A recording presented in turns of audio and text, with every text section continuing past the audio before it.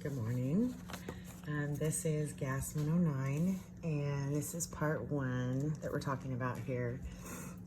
But for Gas 109, our topics are real versus ideal gases, Graham's Law, and Maxwell-Boltzmann graphs. And your homework is just to do the gas test review. Excuse me. Okay, so we are going to start off with real versus ideal gases. And just as a quick review, kinetic molecular theory, we know has 5 parts.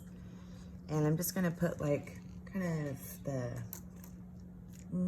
shortened version of it down just to kind of remind you of the different parts of it. So part 1 is that gas molecules are in constant random motion. So this is like, the cliff notes or the spark notes that you guys call them now. So molecules are in constant random motion. There is negligible particle volume. So compared to the size of the sample, the actual particles of gas are really small or negligible. There are no intermolecular forces at work. The collisions are perfectly elastic.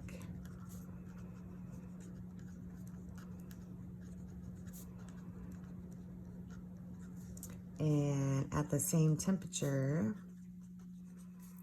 all gases have the same kinetic energy. Okay, so that's like the 5 main points of kinetic molecular theory. This describes an ideal gas. Okay, and so what I want to talk about here are the 2 ways that real gases differ from ideal gases. So I kind of used the analogy in class the other day about that ideal is like what they teach you in college, and real, teacher college, and real is like what's really going on in the classroom. So a real gas differ from what kinetic molecular theory predicts in 2 ways.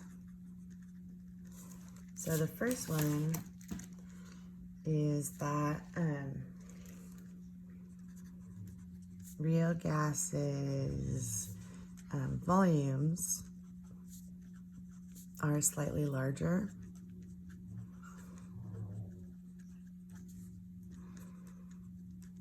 than what kinetic molecular theory predicts.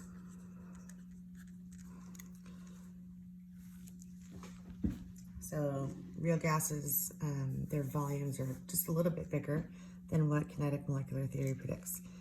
And so the explanation for this is that the particles actually do have some volume.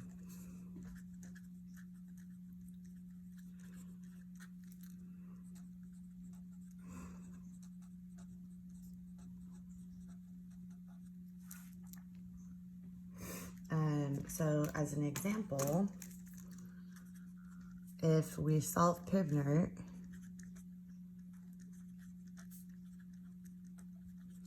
and say the volume is equal to 5 liters. I don't know, we have a random Pivnert question and we were asked to solve for volume. If we looked at that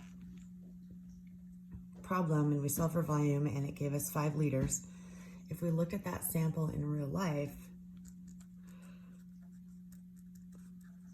so Pivnert says this, and in real life, the volume might be 5.001 liters. So it's got a little difference between what's predicted by Pivnert and what's actual.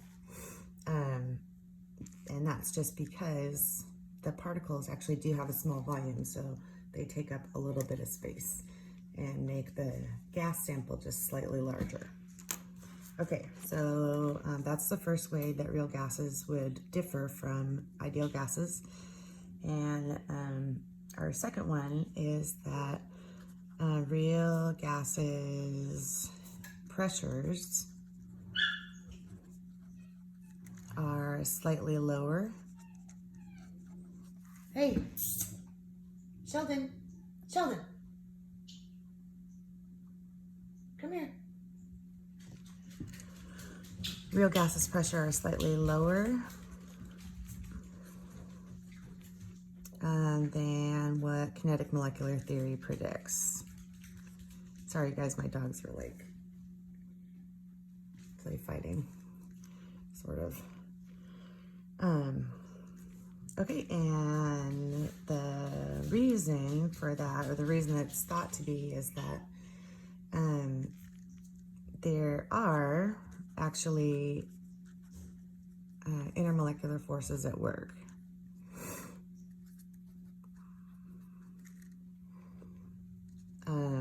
Within gases.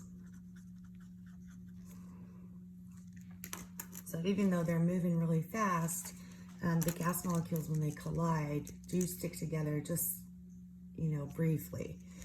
So if there's actually intermolecular forces at work within the gases, the molecules, can you see that? It's really hard to see. I'm going to use a different color. The molecules stick together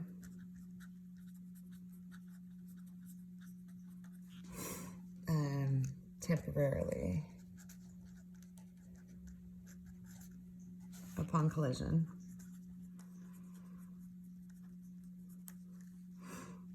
Therefore, the number of collisions with the walls of the container decrease, and therefore the pressure is decreased. So if they're sticking together out in the middle of the sample, they're going to run into the walls of the container less, which would decrease pressure.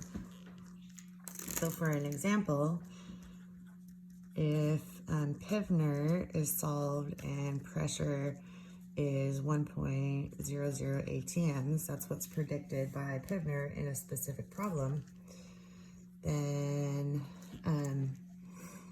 in real life, pressure might be equal to 1.01 atms. Oops, sorry, not 1.01 atms. 0.99 atms, slightly less than what's predicted. And that's just a, general example. Okay, so real gases volumes are slightly larger and their pressures are slightly less than what kinetic molecular theory predicts. Okay, so that was, up here was part 1.